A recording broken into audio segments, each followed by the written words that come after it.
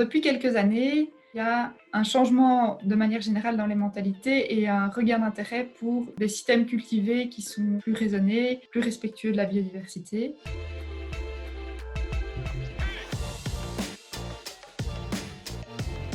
La biodiversité, c'est avant tout un patrimoine dont on a tous hérité aussi, de millions d'années d'évolution, qu'on se doit de respecter et de préserver. C'est avant tout la variabilité des organismes vivants et des différents milieux où ces formes de vie vivent. En fait, chaque forme de vie va avoir un rôle, positif ou négatif, et va créer des interactions les unes avec les autres. Et en fait, ça va avoir tendance à créer des équilibres qui vont être dynamiques.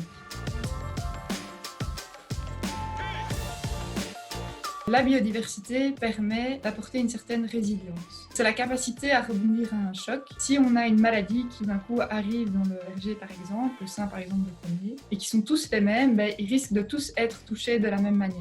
Par contre, si on a une multitude de variétés différentes, grâce à leur diversité génétique, ils vont pouvoir répondre différemment et certains vont peut-être mieux résister, vont être tolérants aux maladies. On pourrait voir ça comme un jeu de cartes. Quand on a un jeu de cartes avec toutes les mêmes cartes, on a du mal à réagir. Par contre, si on a un jeu de cartes avec plein de cartes différentes, on aura d'autant plus de chances à trouver une solution.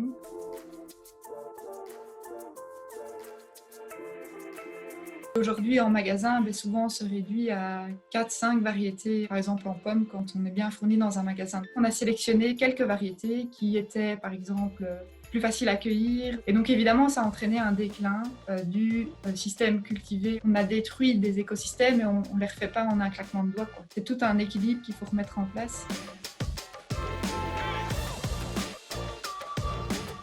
Les actions qui pourraient être favorisées pour aider ce type de milieu cultivé, c'est vraiment de soutenir en fait l'émergence ou la recréation de ce type de mode de production. En tant que jeune, le premier rôle, c'est s'informer, je pense, être critique, pouvoir se réintéresser à ce qui se trouve dans son assiette, se demander d'où ça vient, comment ça a été produit. Et puis alors aussi de soutenir peut-être les projets qui se passent près de chez soi, se renseigner. Donc je pense qu'une chose qu'on peut vraiment faire, c'est agir sur la biodiversité via son assiette.